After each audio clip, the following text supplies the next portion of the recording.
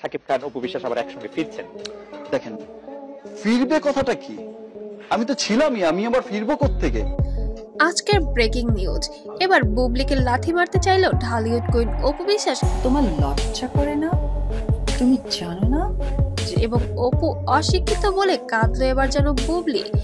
নাকি অপু বিশ্বাস বুবলির দিকে তেড়ে গিয়েছিলেন? কিন্তু সত্যি কি তাই এখন দেখার বিষয়, নাকি এটা আরেকটি কোনো সাজানো গল্প? সূত্র বলেছে একটি বন্ধন অনুষ্ঠানে মুখোমুখি হন অপু বিশ্বাস এবং শবনম ইয়াসমিন বুবলি। আপনি অপুর যদি একটা ভাষ্য দেখেন না, আপনি সেখানেই দেখবেন, ইন্টারভিউতে দেখবেন সে বলছে। শুরুতে পরিবেশ ছিল স্বাভাবিক, হঠাৎ করে কোনো একটি কথাকে কেন্দ্র করে দুজনের মধ্যে তৈরি হয় তীব্র উত্তেজনা। এক পর্যায়ে চারপাশে থাকা মানুষজন লক্ষ্য করেন বুবলি হঠাৎ কেঁদে ফেলেন, আর তখনই সোশ্যাল মিডিয়ায় ছড়িয়ে পড়েছে গুজব অপু নাকি তাকে অপমান করেছেন, অশিক্ষিত বলেই নাকি কেঁদে ফেললেন বুবলি। ভাইয়ের কথা বলছে সে ম্যারিড। হ্যাঁ, একটা ম্যারিড মানুষের রাত 3টায় তুমি কি করো? কিন্তু এই কথার কোনো প্রমাণ এখনো পাওয়া যায়নি। ঘনিষ্ঠ সূত্র দাবি করেছে সেই মুহূর্তে বুবলি নাকি বলেছিলেন, আমি কারোর সঙ্গে ঝগড়া চাই না, আমি শুধু সম্মান চাই। এই কথাতেই আবেগে ভেঙে পড়েন তিনি। অপুর ঘনিষ্ঠ মহলের বক্তব্য, অপুর কাছের মানুষজন বলেছেন এটা পুরোপুরি বানানো একটি গল্প।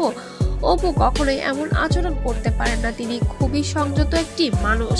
ঘটনার পর মুহূর্তেই ফেসবুক, ইউটিউব, টিকটকে যেন এই গুজবটি ছড়িয়ে পড়েছে আগুনের মতো। কেউ বিষয়টা ছিল কি, আমি এবার বলি, যেহেতু সুযোগ হয়ে বলেছে অপুর অপমান করা ঠিক হয়নি, আবার কেউ বা বলেছেন সবই ভিউ বাণিজ্য। মন্তব্য চলছে তুমুল যুদ্ধ।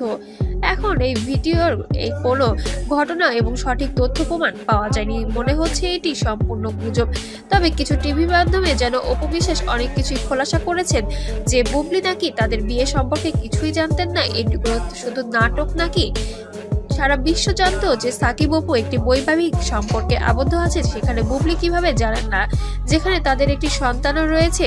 তবে যাচাই করে জানা গিয়েছে কিছু অংশ গুজব ছিল, কিছু অংশ যেন নাটক ছিল সাজানো। তবে এগুলো নাকি বর্তমানে তাদের একটি সাজানো কিছু স্ক্রিপ্ট, নতুন ছবির। আসলে আমার মনে হয় যে ওনার ডাক্তার দেখানো উচিত, ওনার সুস্থ ট্রিটমেন্ট দরকার। কারণ উনি মানুষ অস্তিত্বের সংকটে ভুগলে অনেক কিছুই হতে পারে।